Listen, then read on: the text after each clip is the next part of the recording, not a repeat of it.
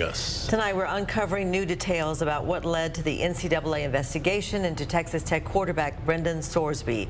On Monday, Texas Tech Athletics and the senior transfer announced he would take an immediate leave from the Tech program to enter a residential program to treat a gambling addiction. KCBD News Channel 11's Christy Harton joins us with new revelations about how Texas Tech tracks gambling and how much it knew about Sorsby's actions. A source with knowledge of the situation told KCBD on April 14th the NCAA contacted Texas Tech about an investigation into Brendan Sorsby.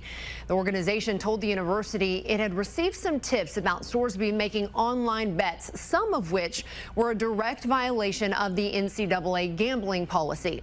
The university's outside counsel and faculty athletic representative told Sorsby the NCAA wanted to speak with him about a, quote, rules violation. Sorsby's team, including his personal attorney and his agent, contacted the NCAA. Sources tell us the attorney spoke with investigators, but we're not sure if the transfer quarterback did. Coach Joey McGuire told the team about Sorsby's decision to take a medical leave before the university made it public.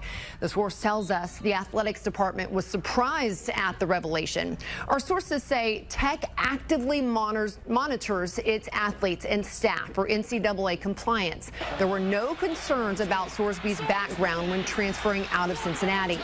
NCAA athletes, coaches, and staff are banned from gambling on any collegiate or professional sports in which the NCAA holds a championship. The Big 12 started using an online service called U.S. Integrity to make sure its schools follow the rules. Texas Tech also uses another service called Prohibit, which data mines sportsbook services and cross-references its data and athletic departments to alert them of suspicious activity or illegal activity. Our source reports Tech has not received any alerts linked to Sorsby since he came to Lubbock. ESPN has reported that Sorsby bet on Indiana football while he was a redshirt freshman at Indiana. If found guilty, Sorsby faces a number of potential penalties, including permanent NCAA ineligibility.